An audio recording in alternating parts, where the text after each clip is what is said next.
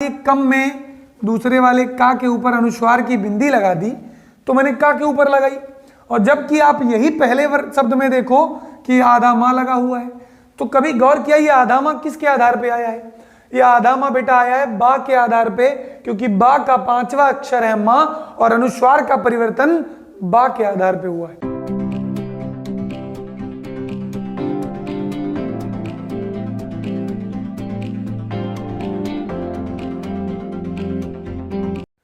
तो चलिए, जैसा कि हमने आपको पार्ट 2 के लास्ट में बताया था कि हम लोग पार्ट 3 में बचे हुए शेष टॉपिक का मतलब जो पॉइंट छूट गए हमारे उनको कंप्लीट करेंगे।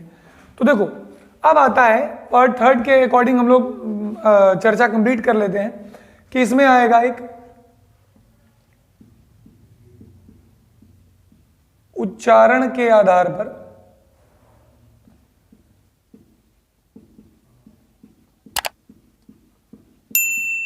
वर्ण विभाजन। उच्चारण के आधार पर वर्ण विभाजन। तो उच्चारण के आधार पर वर्णों का विभाजन हम लोग कैसे करते हैं, या उच्चारण कह लो, या उच्चारण ना कह के आप कह लो प्राणत्व के आधार पे। प्राणत्व के आधार पे, तो प्राणत्व का मतलब प्राण है क्या? प्राण मतलब वायु। प्राण मतलब क्या हुआ, इसको पहले आप देख लो कि जो ये प्राण है, इस प्राण का मतलब है वायु। ठीक, तो कहते हैं ऐसे कौन से वर्ण हैं जिनको बोलने में वायु ज्यादा निकलती है और ऐसे कौन से वर्ण हैं जिनको बोलने में वायु कम निकलती है। तो भाई इसी को बांटने के लिए 2 भागों में इसको बांट दिया गया, और एक को बोला गया अल्प प्राण वर्ण और एक को बोला गया महाप्राण वर्ण। एक को अल्प प्राण वर्ण, दूसरे को महाप्राण वर्ण। अल्प प्राण का मतलब क्या हुआ? अल्प का मतलब आप इसको तोड़ लो, तोड़ोगे आप तो निकलेगा अल्प प्लस प्राण। महाप्राण को तोड़ोगे तो निकलेगा महा और प्लस प्राण। तो भाई अल्प माने होता है थोड़ा या कम, थोड़ा या कम, और प्राण का मतलब हुआ वायु। ठीक, महा का मतलब हुआ अधिक या ज्यादा, अधिक या ज्यादा। ठीक, और प्राण का मतलब हुआ वायु। तो कहते हैं अल्प प्राण वर्ण वे वर्ण हैं जो कम वायु लेकर उच्चारित होते हैं, जबकि महाप्राण वर्ण वे वर्ण हैं जो अधिक वायु के साथ बोले जाते हैं। इतनी बात क्लियर हो गई। अब याद करने का एकदम सार्वभौमिक तरीका और मजेदार तरीका, सिंगल आप उसमें याद करोगे। कहते हैं कि जो प्रत्येक वर्ग का पहला, तीसरा और पांचवा, प्रत्येक वर्ग का पहला, तीसरा, पांचवा और सभी अंतस्थ वर्ण। प्रत्येक वर्ग का वर्ग 5 होते हैं, तो पांचों वर्गों में पहला, तीसरा, पांचवा वर्ण और सभी अंतस्थ वर्ण जो हैं वो अल्प प्राण के अंतर्गत आते हैं। ठीक, अगर कहा जाए कि कुल अल्प प्राण वर्ण, कुल अल्प प्राण वर्ण, तो आप कहोगे कितने होते हैं? तो देखो, एक वर्ग में 3, 5 वर्ग में 15, अंतस्थ की संख्या 4, तो 15 4 19, तो अल्प प्राण वर्णों की संख्या कितनी हो गई? 19 हो गई। याद रखिएगा इनका विभाजन जो है वो कितने में मिलेगा? 33 में मिलेगा। ठीक, अब रही बात महाप्राण की कि भाई महाप्राण क्या है। तो महा मतलब अधिक, प्राण मतलब ज्यादा, प्राण मतलब वायु, महा मतलब अधिक या ज्यादा और प्राण का मतलब वायु। कहते हैं वे वर्ण जिनके उच्चारण में प्राण वायु या वायु अधिक मात्रा में बाहर निकले वो क्या कहलाते हैं? महाप्राण। तो देखो, एक तो ये तो पारिभाषिक बात मैं कर रहा हूं, एक लॉजिकल बात आप कर सकते हो कि 33 में 19 चले गए, शेष बचे सारे महाप्राण हैं। कैसे और कौन कौन? तो आप यहां एक बात ऐड करो कि प्रत्येक वर्ग का कौन सा? दूसरा और चौथा वर्ण। प्रत्येक वर्ग का दूसरा, चौथा वर्ण और सभी ऊष्म व्यंजन और सभी ऊष्म व्यंजन। प्रत्येक वर्ग का जो दूसरा वर्ण है, चौथा वर्ण है, और जो सारे ऊष्म वर्ण हैं, ऊष्म व्यंजन है, वो सब क्या हैं? वो सब महाप्राण हैं। तो फिर इसको भी निकाल लो, कुल वर्ण, ये कह लो कुल महाप्राण वर्ण कितने हो जाएंगे? एक वर्ग में 2, 5 वर्ग में 10 और ऊष्म की संख्या 4, तो 10 4 14। तो देखो 14 महाप्राण, 19 अल्पप्राण, 14 19 जोड़ दिया 33 मूल व्यंजन। तो मूल व्यंजनों का बंटवारा अल्पप्राण और महाप्राण में किया गया, तो कितने निकल के आए? 19 और 14। इतनी बात आ गई। तो आप कह लो प्राणत्व के आधार पे ये हो गया वर्णों का विभाजन। क्लियर बात है, इसको बिगाड़ते नहीं, बगल में कंप्लीट कर लेते हैं। ठीक, तो देखो अब इधर देखो भैया, प्राणत्व के आधार पे के बाद आता है घोषत्व के आधार पे वर्ण विभाजन।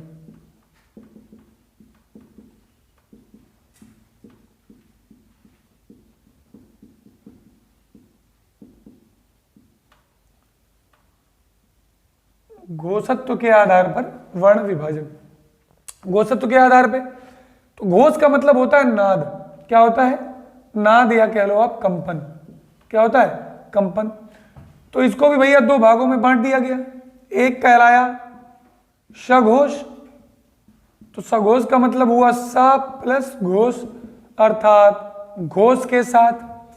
एक हुआ अघोष, अघोष का मतलब है आ प्लस घोष, अर्थात घोष के बिना।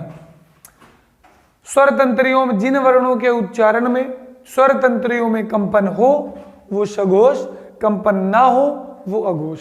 याद रहेगा, कंपन हो सघोष, कंपन ना हो अघोष। क्लियर है? चलिए, कौन से वर्ण हैं जो सघोष होते हैं? क्योंकि वर्णमाला तो बहुत बड़ी है। तो भैया देखो, कहते हैं प्रत्येक वर्ग का 3, 4 और 5। प्रत्येक वर्ग का तीसरा, चौथा, पांचवा वर्ण सभी अंतस्थ वर्ण और हा वर्ण, सभी स्वरों की गणना भी यही होती है। सभी स्वर भी क्या होते हैं? सघोष होते हैं। तो प्रत्येक वर्ग का 3 4 5, 3 4 5, एक वर्ग में 3, तो 5 वर्ग में 15, अंतस्थ की संख्या 4, 15 4 19। हा वर्ण को मिला लो तो 33 में 20 वर्ण ऐसे हैं जो क्या हैं? सघोष है। ठीक, स्वर की गिनती मत करना। 33 में 20 वर्ण ऐसे हैं जो सघोष हैं। अब जब बात अघोष की करोगे तो अघोष का मतलब कौन हुआ? तो भैया अघोष, आ माने ना और घोष माने कंपन। तो अब जो कंपन के बिना उच्चारित किए जाते हैं तो कहते हैं प्रत्येक वर्ग का पहला और दूसरा वर्ण, उसके बाद ये तीनों सा शा, ये तीनों भी आ गए। तो अगर आप कहोगे कुल अघोष वर्ण कितने हुए, तो कुल अघोष की संख्या हो जाएगी एक वर्ग में 2 और 2 के हिसाब से 5 वर्ग में 10, तो 10 और सा 3, तो 10 3 13 हो जाएंगे। तो कुल अघोष वर्णों की संख्या 13 हो गई, तो 20 और 13 33 हो गए। क्लियर बात है?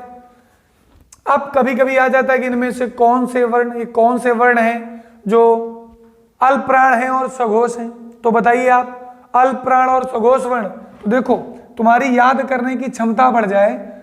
अल्पप्राण हो और सघोष हो। अल्पप्राण होता है 1 3 5, सघोष होता है 3 4 5। इसके साथ अंतस्थ या वा रा ला, इसके साथ या वा रा ला, मतलब यावा राला तो कंफर्म आ गए पूरे, और इधर ये 3 ये 5, ये 3 ये 5। तो प्रत्येक वर्ग का तीसरा, पांचवा वर्ण और सभी अंतस्थ वर्ण, सभी अंतस्थ वर्ण ये क्या होते हैं? प्रत्येक वर्ग का तीसरा पांचवा, और सभी अंतस्थ वर्ण ये सघोष अल्प प्राण वर्ण होते हैं। कैसे वर्ण होते हैं? ये नई बात है, एकदम दिमाग में रखिएगा। प्रत्येक वर्ग का तीसरा पांचवा वर्ण और सभी अंतस्थ वर्ण ये क्या होते हैं? ये सघोष अल्प प्राण होते हैं। कैसे अल्प प्राण? सघोष अल्प प्राण, मतलब सघोष भी है और अल्प प्राण भी है। क्लियर? तो ऐसे बहुत सारे क्वेश्चंस केवल इन्हीं दोनों से बन जाते हैं। हालांकि इनको दो ना कह के चार बोलो, क्योंकि अल्प प्राण अपने आप में एक नियम है, उसके कुछ उदाहरण हैं। महाप्राण अपने आप में एक नियम है, उसके कुछ उदाहरण हैं। उसी तरह उसी प्रकार सघोष भी अपने आप में एक नियम है, उदाहरण है, और अघोष भी उदाहरण है। जब इन दोनों को मर्ज करते हैं, मर्ज करने का मतलब, क्योंकि जब वैशिष्ट पूछा जाता है तो उच्चारण स्थान भी लिया जाता है, ध्वनिगत नाम भी लिए जाते हैं, और ध्वनिगत के साथ साथ सघोष, अघोष, अल्पप्राण, महाप्राण से भी छाटा जाता है। अनुनासिक और निरनुनासिक पूछ लेता है। ठीक, तो वो सारी बातें आप ऐड करके एक प्रश्न के वैशिष्ट को या एक वर्ण के वैशिष्ट को स्पष्ट करते हो। ठीक, तो ध्यान रखिएगा इन बातों को, और उम्मीद करते हैं आप समझ रहे हैं। और इसकी एक्सरसाइज वो आप वो ले लो, स्क्रीनशॉट ले लो, तो फिर हम एकमात्र ध्वनि का टॉपिक बचा है उसको भी क्लियर कर दें, ताकि आपका ये पार्ट थर्ड पूरी वर्णमाला को लेकर कंप्लीट कर लें। आप अपने 20-20 मिनट दोगे और 3 बार में तीनों पार्टों को देख लोगे, और तुम्हारे हर परीक्षा की दृष्टि से महत्वपूर्ण टॉपिक है। तो तुम्हारा मतलब जो भी 2 नंबर, 3 नंबर, 4 नंबर का आने वाला है, वो आसानी से आप उसके उत्तर दे ले जाओगे। समझ गया कि नहीं समझ गए? हटाते हैं इसको। चलिए भाई, इस चीज को हटा देते हैं हम। और स्क्रीनशॉट ले लिया, उम्मीद करते हैं ले लिया होगा। हटा रहे हैं इसको।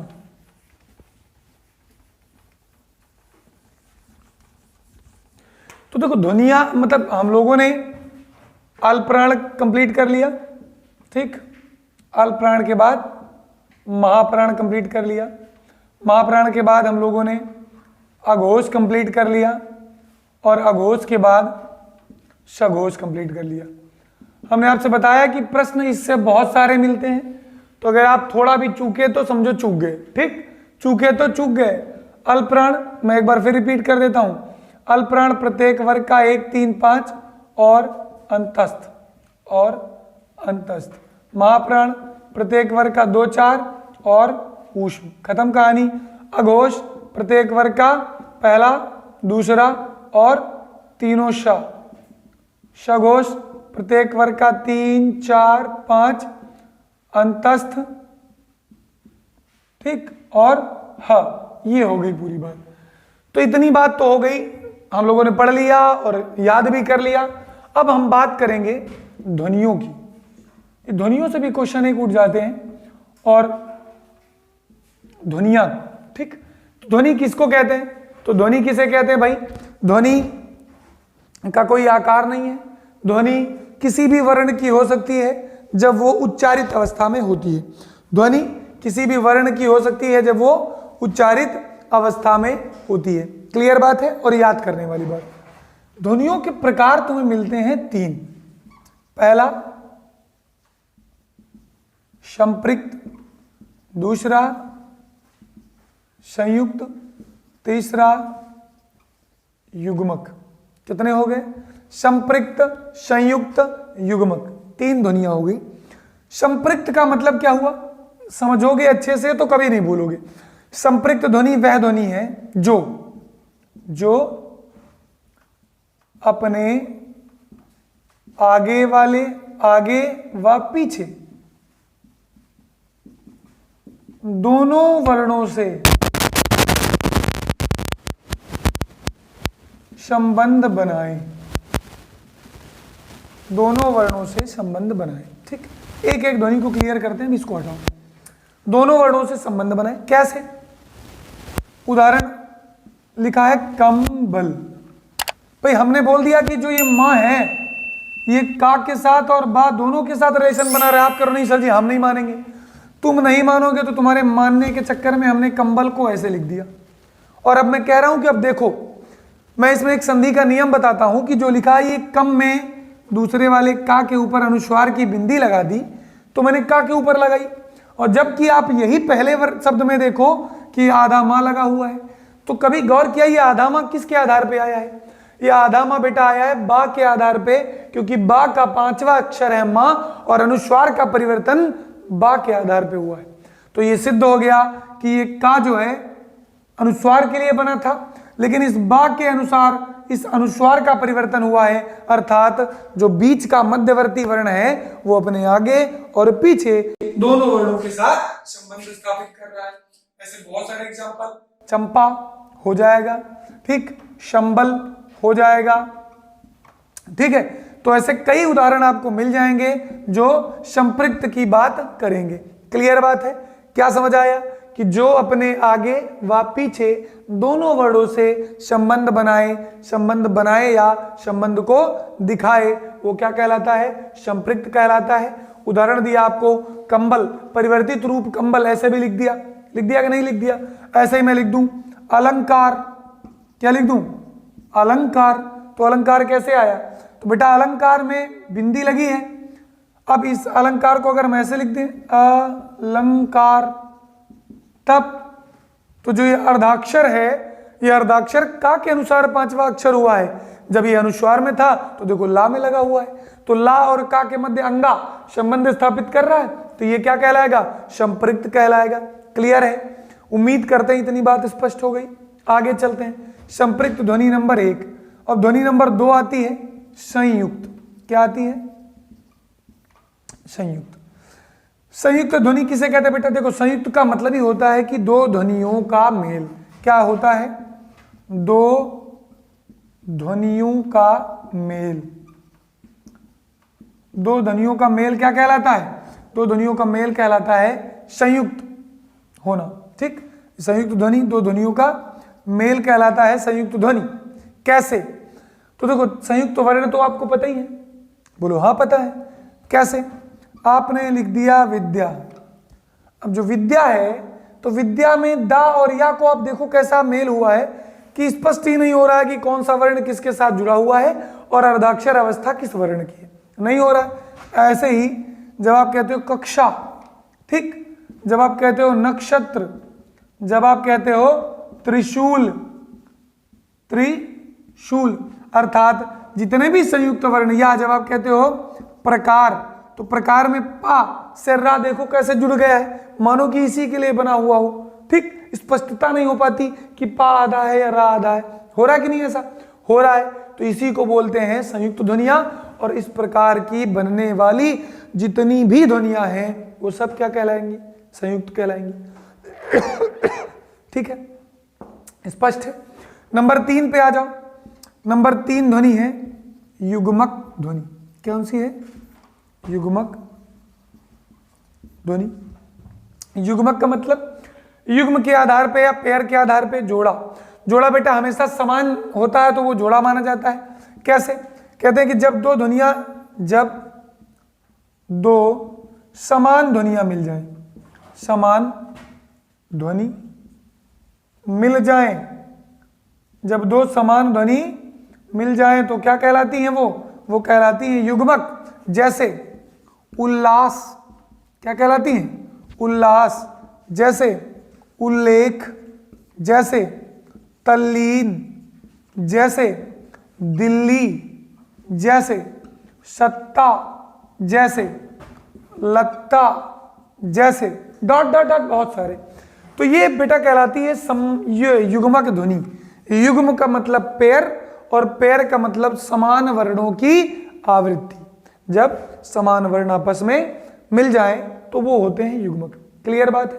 उम्मीद करते हैं इस चीज को आप समझ गए हो। ध्वनियां 3 प्रकार से हैं, संपृक्त, संयुक्त, युग्मक।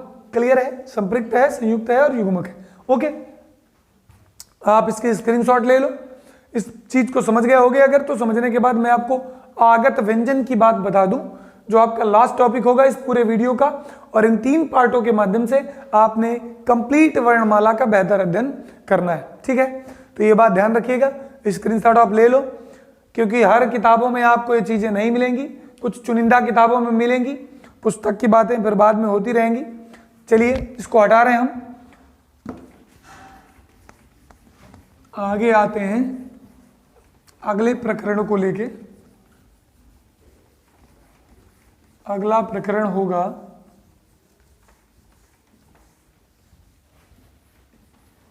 देखिए, आगे हम चलते हैं आगत व्यंजन में। किसमें आते हैं?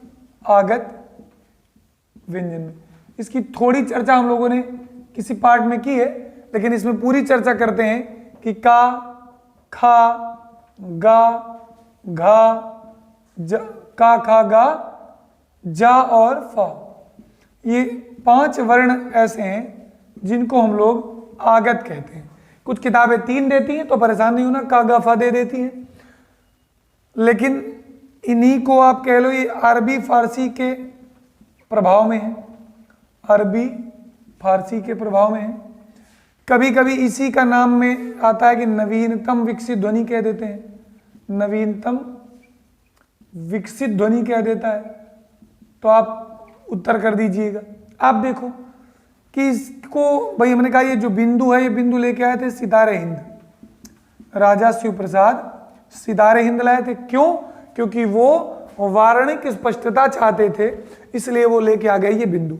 ठीक है, अब इसका फर्क क्या है? फर्क ये है कि मतलब क्यों लगाया गया, तो देखो इन्होंने जैसे कहा कि ताक हो गया, और ये ताक लिखा है और ये लिखा है ताक, 2 बार ताक ताक है। ताक में जब बिंदी लग गई तो ताक का मतलब क्या हुआ? ये हो गया दीवार की आल। क्या हो गया? दीवार की आल। और ताक का मतलब होता है ताकना, ताक का मतलब होता है ताड़ना। ठीक, तो ताकना या ताड़ना हो गया। का के देखो शाब्दिक अंतर समझना कि दोनों में, हिंदी में भी बहुत सारे वर्ण हैं जो एक तरह से चलते हैं। जैसे आ गया कि बताओ जगत और जगत लिखा है समान, इनके अर्थ अलग अलग होते हैं।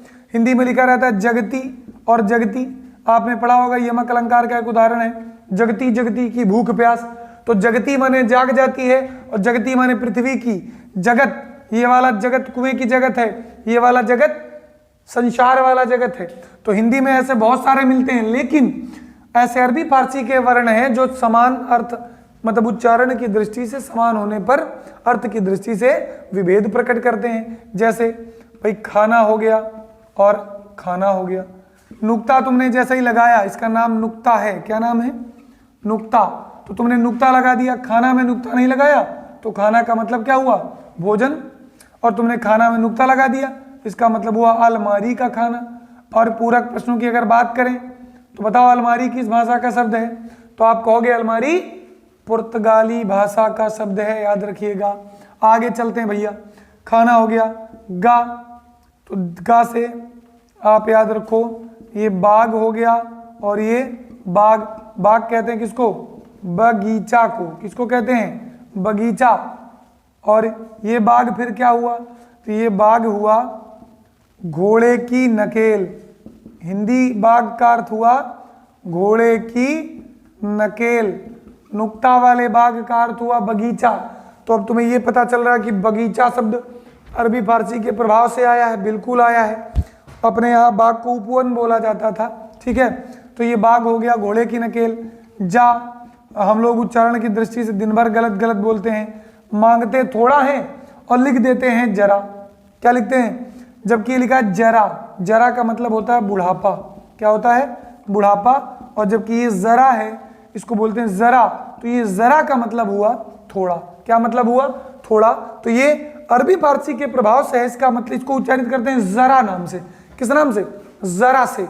तो जरा मतलब थोड़ा, जरा मतलब बुढ़ापा। अब एक और बचा देखो फा, तो फा से फन, और अरबी फारसी के प्रभाव में फन होता है। फन, फनकार सुना होगा। तो फन हुआ सांप का फन। किसका फन हो गया? सांप का फन। इधर फन, तो फन का मतलब क्या हुआ? हुनर हो गया।